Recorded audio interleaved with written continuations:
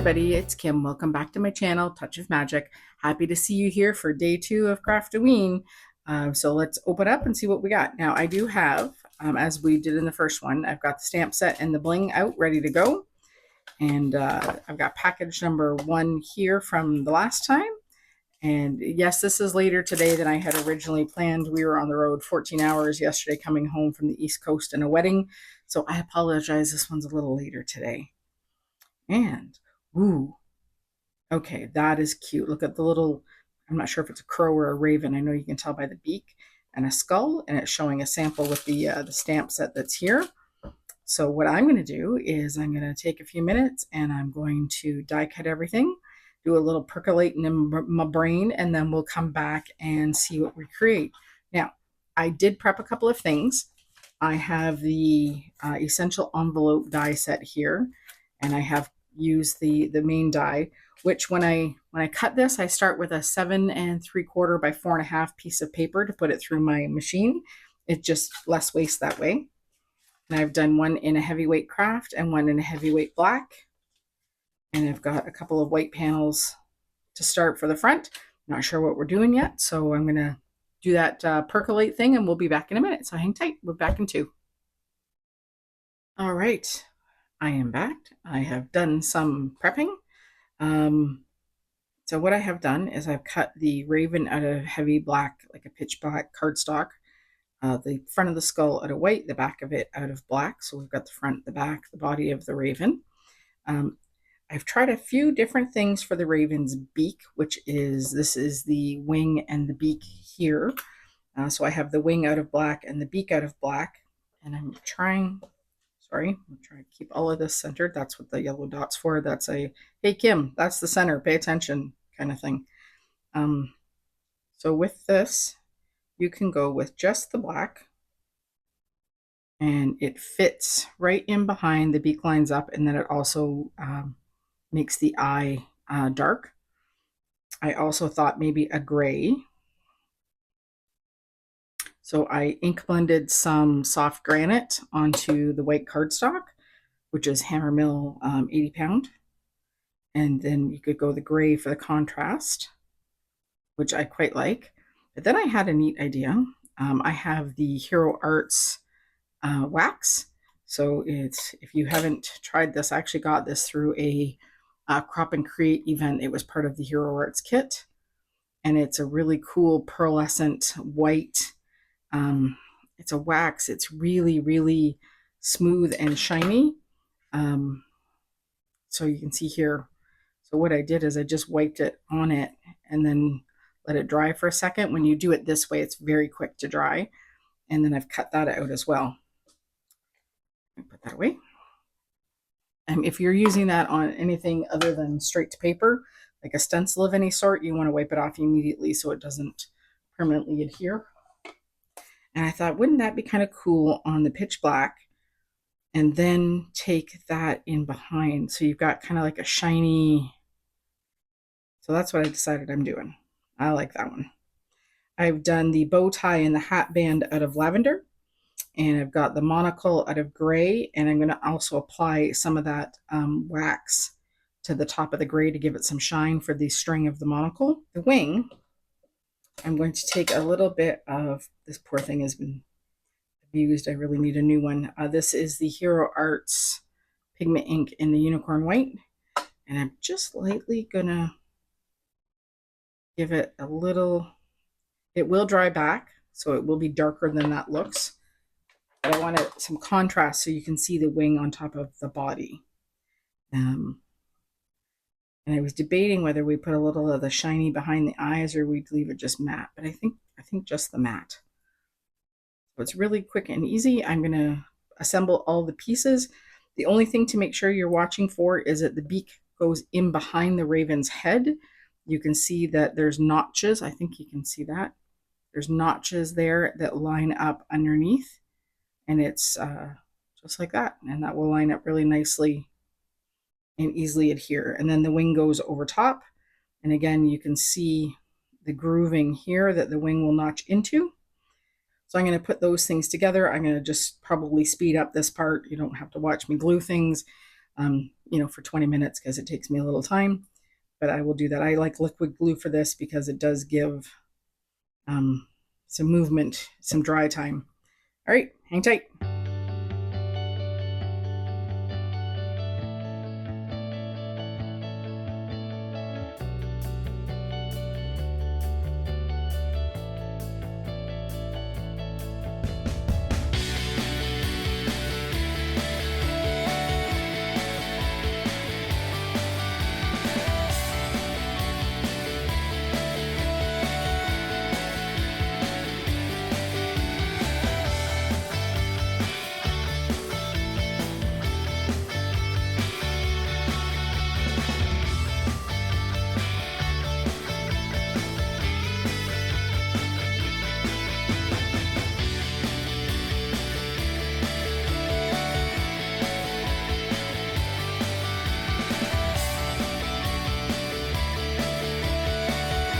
All right, pieces are assembled. I had forgotten to cut the hat. I did it out of the gray.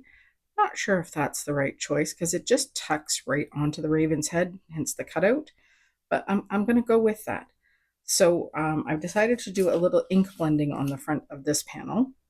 And as a little side note, these cards are great because you can see all the details and how to layer. So I've decided what I'm going to do is some ink blending with this one. I'm going to do some soft granite and soft purple for kind of a, you know, moody, spooky kind of feel on the front panel to layer everything on top of. I'm going to start at the bottom with the purple. Now what I like to do is I will tap off in the lid so that I'm not getting a blotchy start to my ink blending, and just come in. I like my glass mat. This particular one is from LDRS, although any great company has them. You know, the glassboard company, Simon Says Stamp, has their own. There's quite a few companies that have their own glass mat, or often I have it here and I didn't use it. I will just use a piece of paper, and I'll use and use and use and use until it's all used up, and then I turn it into card fronts. Because, you know, why not? A little bit of ink blending. And this is the kind of thing with these cute little dies. Any small die you have, any small sets, if you've got like previous the advent calendars that Spellbinder does or other companies, you know, you can certainly take the same concepts and go with that and find something that works. I'll move on to the gray. I'm not worried about cleaning off my mat because the colors are different enough. They're gonna blend over each other anyway. Getting a different. And this is the kind of thing with these Hero Arts inks. Now these are their original inks from way back when. They smooth out quite nice as they dry back. And if you don't tap out on the lid, you can also do it just on the mat like this.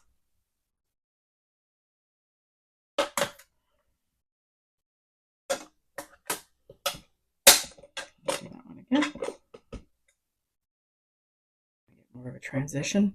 Now remember, when you're using colors that are opposite, you will get a neutral in the middle. These aren't going to do that just because they're so different. Now you could go all out if you want to use shimmer spritzes, or if you have, I have a shimmer mist here that's a Hero Arts one, or like my last card, if you have something with the micas, you know, you can get a lot of shine and shimmer. You can do all sorts of fun things with it. But I thought I would try something just a little more basic. All right, now I've got his little feet. And again, you can see the notches here, which will allow you to line them up perfectly. So I'm going to put a little glue on the top part of the legs. We're going to set him on there. It's kind of correct. There we go. It's going to be so cute. Now the tricky part here is making sure I've left myself enough room for him to sit and his hat to go on. Ooh, This is where I might have made it oops. So this is all crafting live. When I do these, I haven't pre-planned this. I'm literally opening it and just creating as we go. So you can see my mistake here is that I did not make the hat dark enough to stand out against the gray. So what I'm going to go do is I'm going to come back in with a darker color here so that the gray stands out, because I've already cut it and stuck it together. So the only thing that's really easy for me to change quickly is this. So what I have then is the chalkboard ink from Hero Arts again. So that's not quite black, but it's much darker. So we're just going to come in and darken that up at the top. And I don't mind if there's still a transition in the middle. I might come back in with the gray just to make sure that stands out.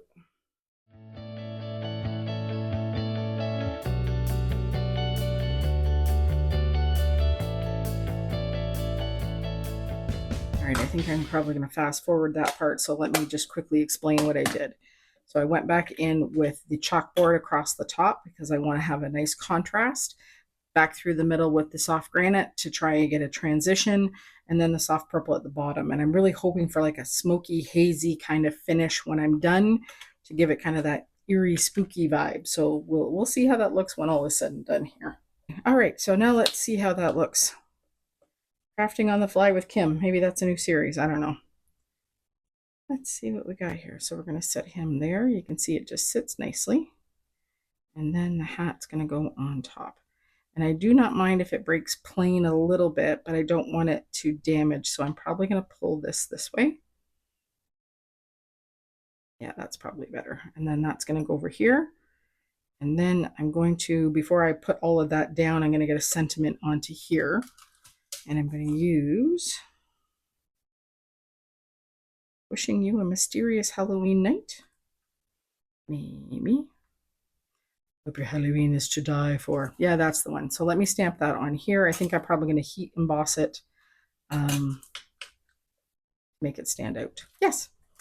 We'll be back.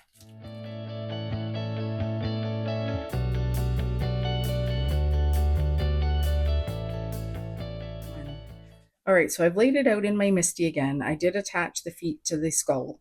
And this is, the rest of it is just sat in here just for positioning and an idea of where we're going. I'm going to heat emboss this in silver to pull the color there in the beak. And then we're going to stick everything together. So just hang tight.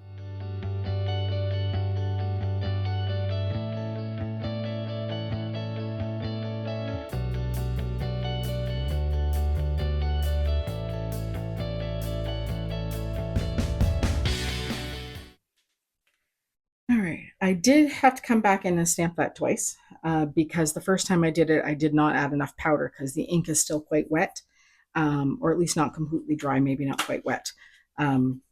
So I came back in, heavily powdered it, and then redid it because when your ink is still damp, you don't want your powder to go everywhere. So let us do the things. Okay. So you can see there's the silver embossing powder, or the heated embossing, silver embossing. I'm just going to wipe off the rest of the powder on here. On the mark. All right. So assemble our cute little guy. These little sets are so fun. Now, of course, you will find lots of inspiration from the affiliate team and the designers over at Spellbinders for this. I know this kit is not currently available on the Spellbinders Paper Arts website anymore, but I have heard that there are some other companies out there that still have some of the kits. But you can still take the same concepts and really do anything you have in your stash, whether it be Halloween. These are perfect for Christmas. Like there's all sorts of options here of concept. My hope is always, yes, I show products. Spellbinders did send me this. I'm part of their affiliate designers team. I'm very lucky that way. But I always hope that what you can take away from anything I show you is that you can do this and you can make really neat things with what you have. Or if you like what you see and you want to purchase it, great. I'm always grateful for anybody who shops my affiliate links. It does help support my channel and keep me crafting, and that's a great thing. With these, I do that, and then I tuck and then stick. So a little extra weight on that is very handy because I've got heavy cardstock. So hopefully that will stay put. And then we're going to add that to the front.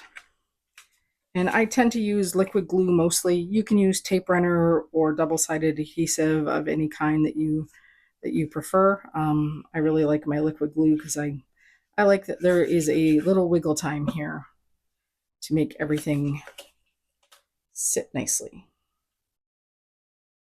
And there is day 2. How cute is that? So here is my day 1, and there is day 2. Little crow and skull and a cute little pocket. So you could put a gift card in there or candy, anything like that.